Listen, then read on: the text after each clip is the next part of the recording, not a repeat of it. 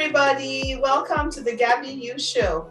I am your host, Gaby U. So today I have an amazing guest, Dr. Lisette Alba. And before we go into our discussion, I would like to tell you some things about her. Dr. Lisette Alba is a certified functional medicine specialist, a mindset coach, and an essential oils educator. She is a dedicated wife and mother of two princesses. Dr. Lisette earned her Doctor of Pharmacy degree from Nova Southeastern University in 2008 in sunny South Florida, where she was born and raised. Prior to entering the world of functional medicine and launching her own practice called Holistic Simple Living, she has spent 13 years working as a retail and clinical pharmacist with various leadership roles. Dr. Lisette is currently working on becoming a certified yoga teacher. So during her struggle with rheumatoid arthritis, she discovers the healing benefits of yoga and meditation for the body and mind. She wishes to share her knowledge of yoga with her clients. In addition to yoga, she enjoys walking, dancing, going on vacation with her family to explore different cities, and going to the beach. After struggling with her own health challenges with autoimmune disease and regaining control of her health, she found her calling to empower other women to regain control of their life and health by using a simple holistic approach. Dr. Lisette specializes in educating stressed out women to change their mindset, manage stress, and achieve health goals with holistic lifestyle changes so that they can create their ideal life. And that is Lisette Alba for you. Lisette Alba, welcome to the Gaby U Show. Thank you for having me, Gaby. I'm so happy to be here with you. This is so exciting. Yes, I'm happy to have you here too. So, Dr. Lisette, I want us to start out with my lovely icebreaker questions. That's what I call it. I ask all my guests. So, my first question I want to ask you is, what is your favorite food? Okay, so I like to eat. Yeah, me too. My top all-time favorite that my mom used to make me as a kid is oxtail in fricassee, and that's not something very common. And it's kind of expensive here. So on occasion, my husband makes it for me. Because he likes to cook too. So I give him that chore and I take care of other things. I'll cook when necessary, but that's his job when he's home.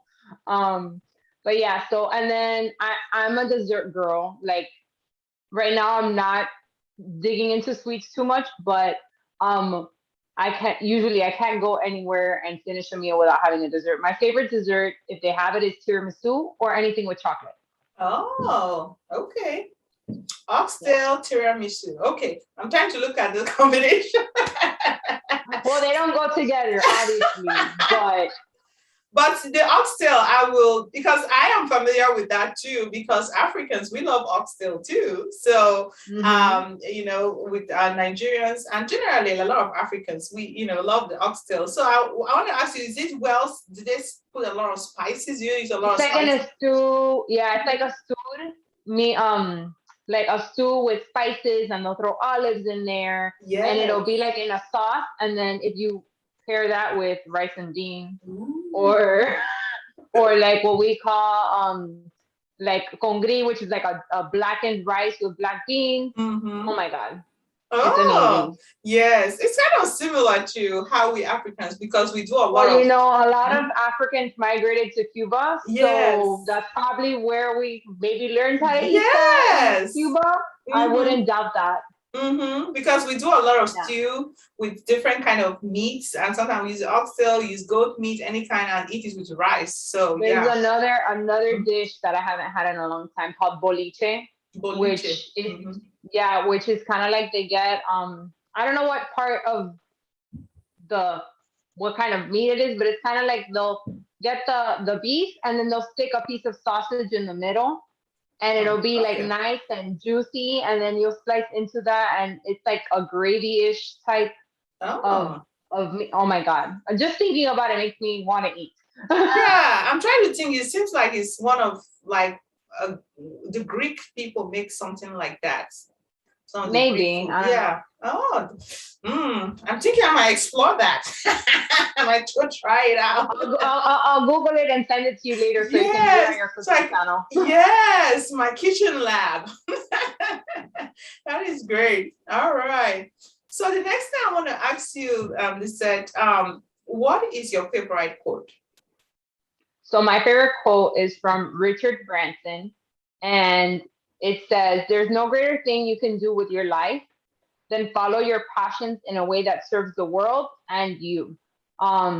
So when we're looking for quotes for the book that we just collaborated on, Mm, um, this one spoke to me because my chapter kind of talks about like how I found my passion and how that's what I'm working on now, so that I'm happy with what I'm doing, but at the same time I'm serving the community or my yes. audience or anybody who wants to come along for the ride. Yes, that is awesome because I think a lot of us that's going into this healthcare field, I think a lot of us we have that heart to do that, but it's just also, I mean, the healthcare field is so big and it's actually looking for that area where you can feel that you are enjoying it and also at the same time you are serving the world too. So it's kind of meeting that balance. And sometimes it's not easy, it might take years, but it's very possible. Mhm. Right. Yeah, that's a good one. I love it. Yeah. So the next thing I want us to talk about, or I want you to talk about, is I want you to share with me what you feel has shaped you to be this woman you are today.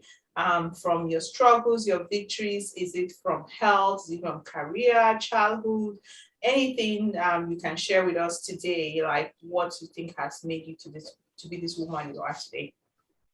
So when I was reviewing your questions, I boiled it down to three things. The first thing is my parents. Obviously, your upbringing, your culture, how they raise you, that definitely shapes you to the adult that you become. So my parents influence a lot of the decisions I make now, whether it's things that they taught me or things that I saw in them that, I was like, oh, I want to be more like that, or I don't want to be like that type of thing. Like I want to learn from their mistakes so that I can do better. So that's number one. Number two, my health definitely shaped me into the person I am today. Um, Back in 2013, I had an inflammation that came out of nowhere, and I was in the middle of a pregnancy with my youngest daughter, and I couldn't address it because no anti-inflammatories when you're pregnant are recommended. You really can't do any X-rays or MRIs to see what's going on. Luckily, it wasn't anything painful. I just couldn't wear nice shoes. So I let it ride until my daughter was born. So that took like about almost a year to be addressed. And by the time I addressed it, um, there was a lot of wishy-washy with the diagnosis where they couldn't figure it out. And at one point, I even thought they were going to tell me that I had cancer. And that scared the life out of me. I was like, okay, I'm 29 years old, and or was I? Yeah, 29, almost 30, and I have a newborn and a 3-year old, and I have all this like financial stress from student loans and mortgage and what's gonna happen to everybody else if I'm sick and I can't work, type of thing. So that kind of like little light bulb, like I need to put my big girl pants on and figure this out as quickly as possible if it's not cancer. So luckily, thank God, it was not. It ended up being rheumatoid arthritis. So that actually led me to this path of holistic health and trying to, you know, do all the things that I knew that I needed to do in order to make my body healthy so that I could live a long life without having to take a whole bunch of medications. Because as you said, I'm a pharmacist and I work in retail part time still. And I've been seeing patients for 13 years that deteriorate, like people my age that are on blood pressure medication, are overweight. They take cholesterol medication. I'm like, come on, like you have one body to last you however long it's gonna last you. If you don't take care of it, who's gonna do it for you? So my health definitely has shaped me into the person I am today. It's still shaping me because we're all a work in progress. And then the last thing are my family, my kids and my husband. Because of them, I want to be the best version of myself to give them a better life so that we can have a better life together, so we can have a long life together. If my grandmother lived to be 98 years old, so if I could live up to 80 years old in good health, or 85, like that would be awesome. Wow, that is amazing. And you see, all these things that happen to us, it sometimes can be like, you know, make you feel like, as going through life, but it has made you to even open your eyes, and there was a reason why all this thing, so there's always something, a reason why something happened in life, you know. And you're talking about how, working as a pharmacist, you see all these medications, people coming to take their medications, and you see them there. These are young people, like some of them are your age, and you're like, oh my goodness, That's the scariest part when they're young people like me. I'm like, okay, if that's you now at 30 something years old, what are you going to be in 10, 15 or 20 years? Like, are you going to make it that far? Like, I know I want to live a long life. Yes. Like, I don't want to, a long quality life. Work. Exactly. A good quality life, which, like I want to be able to travel, retire young, and see the world. Hopefully, things get better after all this COVID pandemic stuff, where we can go back to something similar to what we knew as normal a couple years ago. But yeah, so like that's the goal at the end of the day, to take care of the one body that we have. That's right. That's what I tell people all the time, that I know you say, oh, you hope there's this word, I don't even know how you say it, like, oh, you gotta enjoy life, you have one life. Yes, you have one life, but YOLO. YOLO, yeah, you only live once. Yes. Right. You only live once. And when sometimes you see some of the reason why they are saying that, like some of the things you see some of the people doing, they are high risk stuff. When I say high risk stuff, not eating well, not, sleeping well, or think they are enjoying life, but at the same time you're hurting yourself because you are like, you only live once, so it's just, there are many ways that it can be done. You have only one body. And I always use this example that, the way sometimes we take care of things that are not even living, I think we take care of them better than ourselves.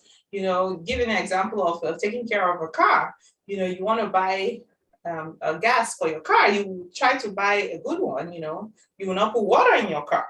So think about it for your body too, you don't want to give your body nonsense. When I say nonsense, it comes in terms of food, your lifestyles, all those stuff. And you want to, be that, woman for your husband, for your kids, you have all these things, and for you, you're saying that, that's also part of what shaped you, because you have these people, depending on you, and you having that scare, in your life. And this is a lot of the things that a lot of women we face, like what will happen to me? What's, who's gonna take care of these people, Yeah, And, exactly. That was like my biggest breaking point, I think. Like what's gonna happen if something happens to me? Like, yes. What do I do? What are they gonna do? So I mean, like, make sure that you have a plan, that you have, things lined up. Because you never know when they're gonna call you. Yes. And that's why we just do our very best to take care of ourselves and, have that quality of life, because there are two things to it. Of course, a lot of us want to live long, but also having that quality is very important, and that is why anything we're doing, we have to kind of see the people around us because, they say you cannot pour from an empty cup. It's true. I mean, without your health, there's really nothing. Mm-hmm. Our health should be our number one priority no matter Yes, what. Because if you have your health, you can work for everything else. That's right. That's right. And that is the thing too, working in the medical field, I think it gives us, we are more exposed to see how your life could be, because Right. us, like for me, when working as a bedside nurse, I see all these people that are sick, they are worried, talking about, I mean, I've had some patients that I was really close with, they were the same age with me, we have the same number of kids. And I had a woman, I mean, she was so close to me, she died, she had cancer. And I just saw how she worries so much when sometimes her husband will come visit her. She's asking, did you give the kids this, did you take them to, so all those things, I started looking like, oh my goodness, I really need to take care of herself.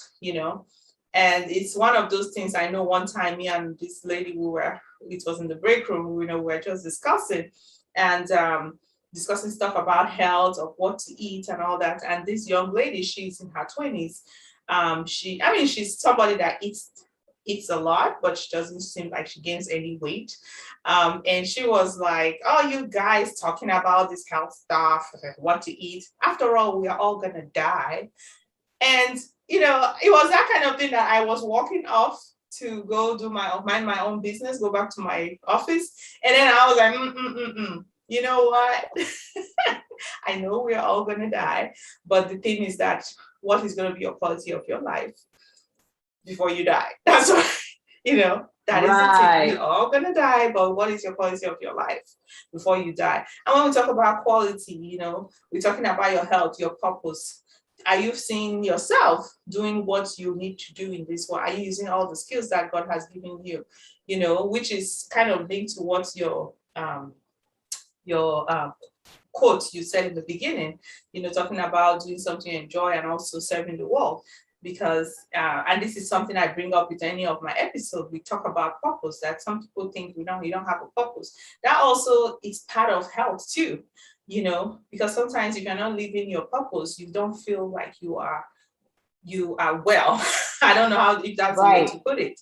So it's also part of quality of life. And I'm like, yes, we're all gonna die, but what have you done with yourself?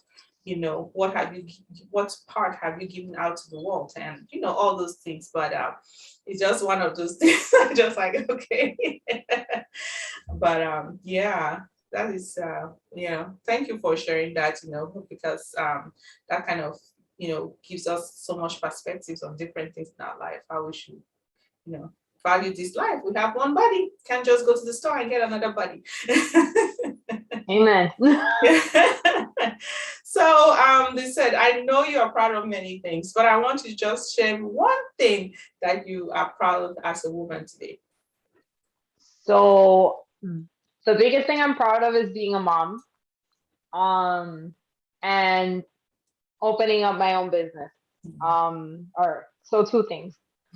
Being a mom is something that I knew I wanted to do since I was a kid. I don't know, maybe it's, that motherly nature that I have. Could it be because you are the only kid? Maybe because I'm an only kid. I don't know. I mean, because I've had some friends do that. They are the only kid, and they always tell me that. Like, I always wanted to be a mom, and I found out they are most of the times. I mean, I grew up with a lot of cousins. Thankfully, I wasn't like by myself all the time. Like, we went to the same school, and then we would, gather at grandma's daycare after school, and then then our parents would come pick us up. So I didn't really feel lonely in that sense. I would see my cousins almost basically Monday through Friday during my childhood. And then on the weekends, we would have like a family gathering almost every Sunday at grandma's house. So I wasn't lonely, but yeah, I always wanted to be a mom. And then my original plan, was to become a teacher because I wanted summers off and I wanted afternoons off to be with my kids. And then I shifted gears and ended up in pharmacy school. But that's that's in the book. If you want to read that whole story, you got to go read the book. Yes. But yeah, so that's my biggest pride and joy, and I try and spend as much time as I can with my girls, and educate them on the things that I live, being healthy and exercising, and you know um making sure that you're sleeping enough, and using natural things to enhance our health versus waiting for things to happen and then trying to treat it. So that's the biggest thing. And then, my business is my biggest thing, because for many years I was trying to figure out what to do with my life outside of my career to, catapult retirement and financial freedom and time freedom. So, 2021 was the year that I took the leap, and I was like, okay, that's it. We're making it happen. Yes, that is such a great achievement, because I know a lot of us, being a career mom, yeah, I mean, it's like you're a mom, full-time mom, everything like now, but you think Everything about, is full time. You have yeah, three full-time jobs. yeah, I actually was reading something somewhere that being a mom is like working 2.5 jobs. I was like, okay, well, I think I believe that. I believe it. So, this thinking of, you are a career mom, full-time mom, and then you have all these ideas, you want to do a business, and you're like, what space do I have to do that? I can't do that. But, the people listening today, it's possible, having the right tools, having the right mentor, having the right coach, she can lead you into that. It's something I always mention. You got to look for the mentors, look for those coaches. They are there if you really, really want to move ahead. If you have this idea, because I know all of us, we get into that and like, okay, this is my career, I need to stick to it. But then you feel that you want to do something extra. You don't feel that fulfillment because, I mean, some of us will get that whole fulfillment in the career, that's fine, but some of us will not. And it's good to go ahead and look for that. And I'm glad you were able to push ahead and do that, and stop not listening to all the, oh, it's pandemic time, we cannot start. This can be done. Yeah, that is great. So what are some encouraging words you want to give our listeners today? Just kind of rounding it up before this. So as I was thinking about this, I think my encouraging words to your audience would be to never give up on your dreams. And if you believe you can do it, you can do it. Like, you have to believe in yourself before anybody does. And make yourself a vision board, make a plan, set a date, make, small goals that are going to lead to a big goal. So number one thing is you have to believe in yourself first. Yes, that's right. And I love that because, sometimes depend on people. We are looking at, okay, well, my mom or my dad or my friends, they don't believe in me. So that means I can't do it. But it has to start with you, Right. It all comes back to you.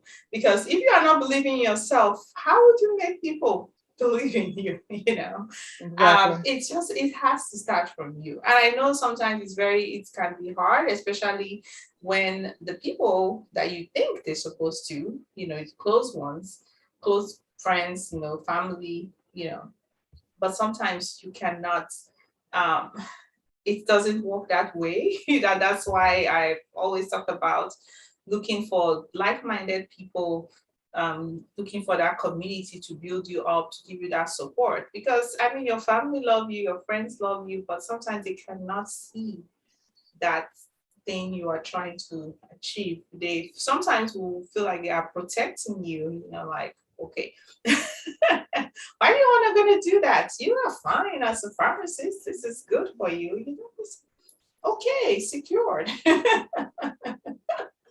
but other people can see that, no, they said you can do more than that, So, but of course, it all comes back to you first believing in yourself, and then start looking for all those resources and things to move you ahead, you know.